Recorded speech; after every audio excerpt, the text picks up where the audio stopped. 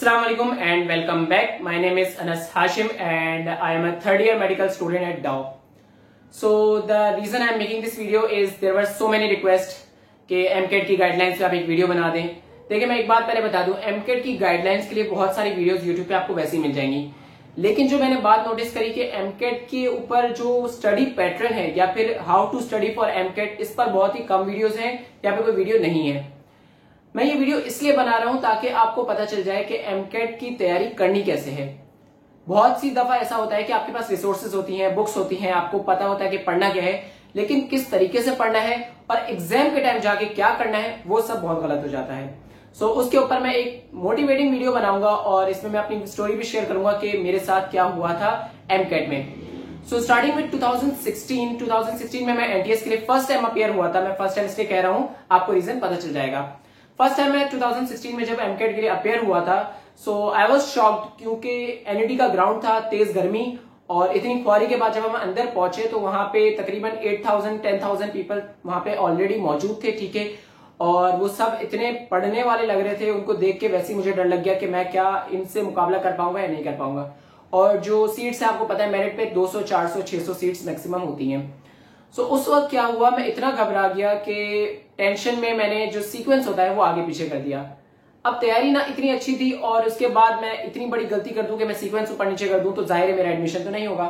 And हुआ यही कि जो मेरा NTS का स्कोर था वो इतना बुरा था कि मेरा मेरिट नंबर कुछ बन रहा था 2550। मुझे अभी भी याद है क्योंकि मुझे याद है कि वो कितना बुरा स्कोर था। अब 2550 इतना बड़ा मेरिट नंबर, उस पर ना मुझे कहीं मेरिट में, डाउ में, ना जिना में, ना KMDC में कहीं पर भी मेरिट पे एडमिशन नहीं मिल रहा। ऑल्दो सेल्फ पे कुछ जगहों पे BDS में एडमिशन या कहीं ना कहीं मिल रहे थे, लेकिन सेल्फ का फायदा नहीं था क्योंकि मेरा मेन जो गोल था वो था MBBS मेरिट करना। So I decided to take a year gap. और मैं ये बात यहाँ पे इस चीज को जरूर मैं आपको याद दिला दूं कि गैप ईयर लेना आसान नहीं है और इसका जो रीजन है आपको आगे समझ आ जाएगा। सो 2017 में मैं वापस अपेयर हुआ NTS के लिए और उस वक्त जो मेरा स्कोर था वो, अगर मैं आपको याद दिलाऊं 2016 का अगर NTS का कोई पेपर निकाल कर देखे तो it was one of the toughest NTS paper ever made, ठीक है।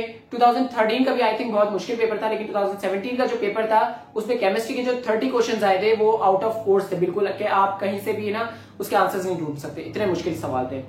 उस वक्त जो 20,000 प्लस स्टूडेंट्स थे जो ऑल राउंड दिस जिन्होंने सेम पेपर दिया था, उस वक्त जहां तक मुझे याद है कि 150 स्टूडेंट्स सिर्फ थे आउट ऑफ 20,000 जिन्होंने 80 प्लस स्कोर किया था। And I was the lucky one two score more than 80 और मैं उन 20,000 में से 150 वाले बच्चों में आ चुका था। सो मेरा जो सफर था 2,550 बच्चों से लेकर 150 बच्चों के अंदर आना, वो मैंने कैसे किया, वो एक साल के सफर में मैंने ऐसी क्या चीज डिफरेंट करी पहले से कि मेरा स्कोर बेहतर हो गया, उस पर बात करते हैं। अब स्टार्ट करते हैं कि किस तरीके से मैंने अपनी प्लानिंग को चेंज किया और मैंने अपनी गलतियों को किस तरह ठीक किया। अब इन चीजों में क्या करना है, आपने भी साथ साथ मेरे साथ इन चीजों को सीखना है, समझना है कि आपने क्या गलतियां नहीं करनी और किन स्टेप्स को फॉलो करना है ताकि अच्छा टेस्ट स्कोर बना सके। सबसे पहले तो मैं आपको बता दूंगा हाउ टू स्टडी में आपको 3 चीजें याद रखनी है। Number 1 planning, 2 practice, number 3 pressure. Planning, practice, pressure, बस ये 3 चीजें हैं। 3 चीज याद होगा आपको, ये बेहतरीन काम हो जाएगा। कैसे? सबसे पहले आपने करना है, स्टार्ट करने से पहले, पढ़ाई स्टार्ट करने से पहले भी आपको स्टार्ट करनी है प्लानिंग। जो सबसे बड़ी मेरी गलती थी मेरी ये थी कि मैंने प्लानिंग नहीं करी। फर्स्ट टाइम 2016 में जब मैं टेस्ट देने गया उस वक्त मुझे ये आइडिया नहीं था कि मुझे कितना स्कोर करना है किस यूनिवर्सिटी में एडमिशन लेने के लिए। तो सबसे पहला काम आपका होना चाहिए, आपको अपनी प्लानिंग करनी चाहिए। क्या प्लानिंग करनी चाहिए कि आपका मेजर सब्जेक्ट कौन सा है, आपका माइनर सब्जेक्ट कौन सा है, आप किस सब्जेक्ट में ज्यादा स्कोर कर सकते हैं to get more marks. For example मैं अपनी एग्जाम्पल अगर दूं, मेरा जो एग्रीगेट बनता है वो बन रहा था 42.6। अगर आपको याद हो 40% इंटर और 10% मैट्रिक की जो परसेंटेज होती है उसका मिला के जो एग्रीगेट बनता है वो ऐड होता है 50% ऑफ आपके स्कोर में, ऐसा ही होता है। तो मेरा जो 50% जो परसेंटेजेस में से बन रहा था वो बन रहा था 42.6। अब मैंने फर्स्ट टाइम कैलकुलेट नहीं किया, लेकिन सेकंड टाइम जब मैंने कैलकुलेट किया तो मैंने कहा कम से कम मुझे 40 और चाहिए ताकि मेरा बन जाए ये 82.6।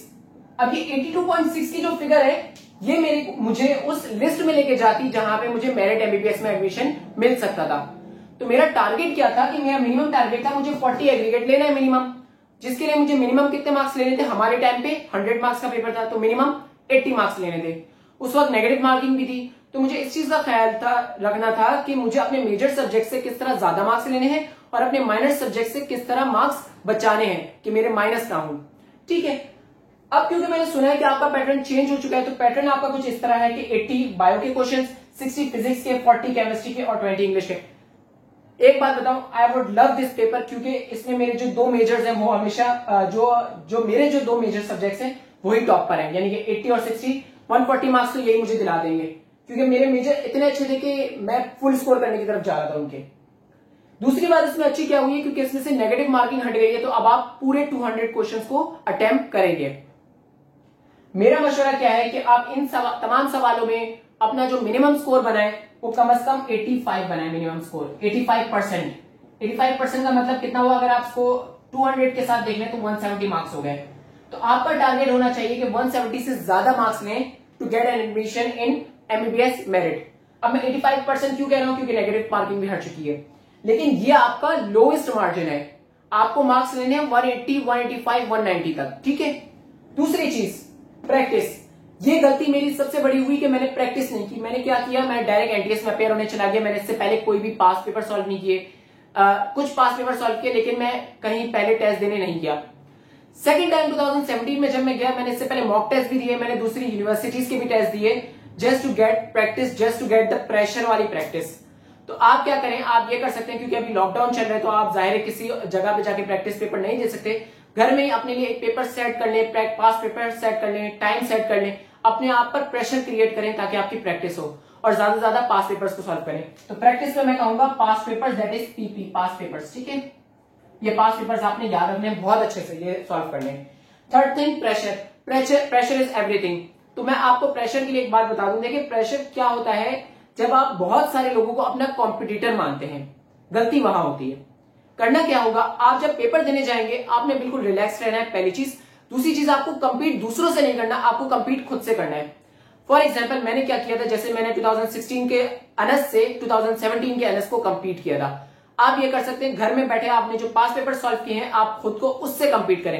यानी अगर घर में बैठ के आपने पास पेपर में 170 स्कोर किए तो अब आपने कंपीट करना है कि मुझे यहां 180 स्कोर करना है। जब आपका कंपटीशन आप अपने आप से बनाएंगे तो आप बहुत अच्छा स्कोर कर सकते हैं। तो मेरा आइडिया यही है कि ये 3 स्टेप्स है, आप अगर अमल करेंगे तो आपकी जो स्टडी पैटर्न है और जो एमकेट के स्कोर है वो जरूर बहुत बेहतर होंगे। So do let me know कि अगर आपको एमकेट की मजीद गाइडलाइंस चाहिए और रिसोर्सेज चाहिए तो उसके ऊपर भी मैं एक वीडियो जरूर बनाऊंगा। और रिसोर्सेज पे मैं आपको सिर्फ एक ही मशवरा दूंगा कि आपकी जो सिंध टेक्स्ट बुक्स हैं, सिंध बायो की, केमिस्ट्री की, फिजिक्स की 3 books first year, 3 books second year, मैं कहूंगा कि आप उसको रट लें। एटलीस्ट आपको वो लाइंस याद होनी चाहिए कि किस में कौन सा एमसीक्यूज बन सकता है, क्योंकि आपके पास एमटीएस में ज्यादातर सवाल जो 80 to 90% क्वेश्चंस होते हैं वो आपके पास कॉन्सेप्चुअल नहीं होते, वो सिर्फ रट्टाफिकेशन होते हैं, लाइन टू लाइन क्वेश्चंस होते हैं। तो आपकी जितनी रीडिंग पावर अच्छी होगी उतना आपका स्कोर अच्छा होगा। Thank you for watching this video, please share this.